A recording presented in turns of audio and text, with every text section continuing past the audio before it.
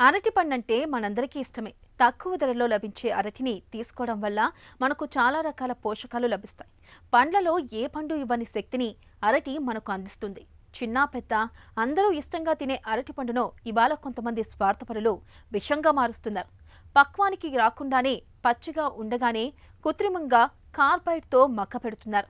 ఇలాంటి అరటి పండ్లను తిన్నప్పుడు పొట్ట ఆరోగ్యం దెబ్బతినిపోతుందని చెబుతారు డాక్టర్లు. కార్బైడ్తో మగ్గించిన పండ్లను తినడం ఎందుకు మంచిది కాదో, అరటి పండును కొనేటప్పుడు ఎలాంటి జాగ్రత్తలు తీసుకోవాలో ఇప్పుడు తెలుసుకుందాం. అరటిపండు ఆర్టిఫిషియల్గా పండించిన పండ్లు కలర్లో చాలా మార్పులు ఉంటాయి. ఇంకోటి ఏంటంటే ఆర్టిఫిషియల్గా పండించినప్పుడు కొన్ని కెమికల్స్ వాడతారు. దానివలన కొన్ని రకాల శరీరానికి చాలా అనర్థాలు వస్తుంటాయి. కృత్రిమంగా పండిన పండ్లని మనం చూసుకోకుండా మనం తిన్నా, పిల్లలకు పెట్టినా, ఏం చేసినా కొన్ని రకాల డైజెస్టివ్ జీర్ణకోశం జబ్బులు లాంటివి వస్తూ ఉంటాయి. అంటే డయేరియా, విరేచనాలు, దగ్గు, తర్వాత ఒక్కోసారి స్కిన్ మీద ర్యాష్ లాగా చిన్నగా ర్యాష్ లాగా రావడం, ఇలాంటివి చాలా మటుకు వస్తూ ఉంటాయి. కాబట్టి అవి మనం ఏమనుకుంటామంటే అది ఏదో దాని వలన జబ్బు వచ్చిందని డాక్టర్ల దగ్గరికి వెళ్ళి మందులు తీసుకుంటాం.